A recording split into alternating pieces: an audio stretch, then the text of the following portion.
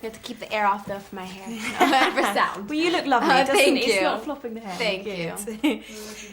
Okay. So yeah, do you want to start off about telling? Sorry, trying to lean too far forward. Okay.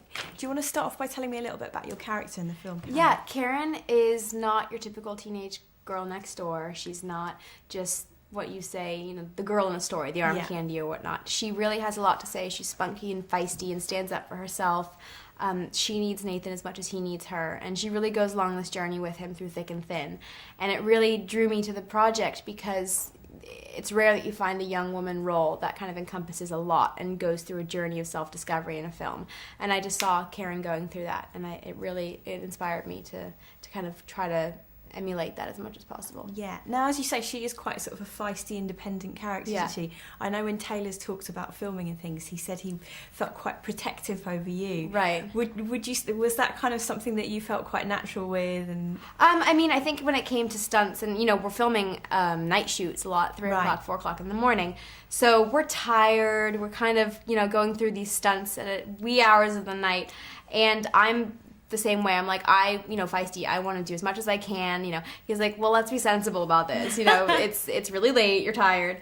So yeah, he definitely was there making sure that I was okay, but everyone on the crew and cast were like, are you sure? You know, everyone took really good care of me, but I wanted to go for it. But of course, Taylor's had way more training in that arena than I have, and he's an expert at extreme martial arts, and he can stand up and flip on the spot, which I definitely can't. So I learned a lot from watching as well. Okay.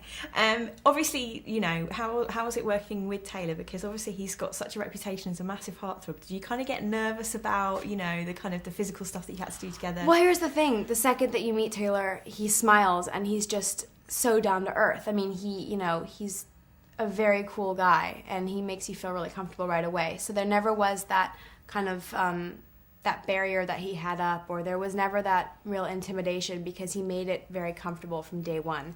And I think the intimidating thing was the fact that outside of base camp every night we'd have like hundreds of girls, and I just didn't want to get stormed or something because they were like, because I was in the movie but they just wanted to see Taylor, and it was that situation was very bizarre to be in, but he's so gracious, and he would go out every night and make sure that he signed and took pictures, and that was awesome to watch, because at that level where he is, it would be so easy to just ignore all that, but he makes sure he doesn't.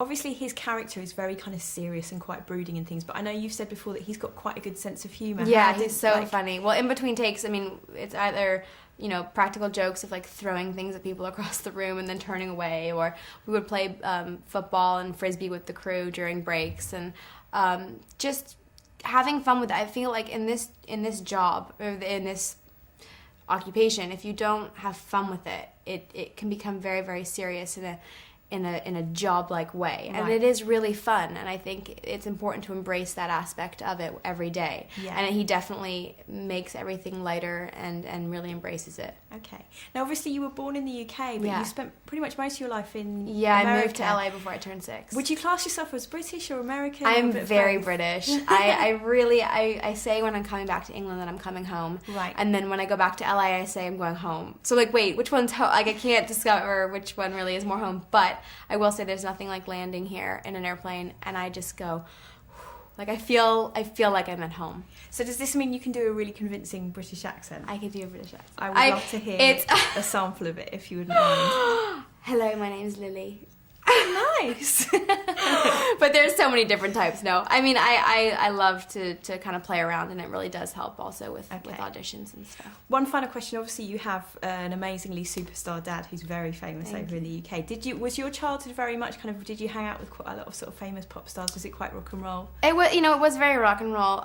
They were family friends that I look back on now, and I'm like, wow, it is weird when people say, you know, when they ask a question like, did you hang out with famous people? I go, Uncle Elton. Right. Well, at the time, they're family friends. And then when you grow up, you're like, wow, it is a weird thing to think about in that sense. But I just grew up, they were normal people that I obviously respected and admired.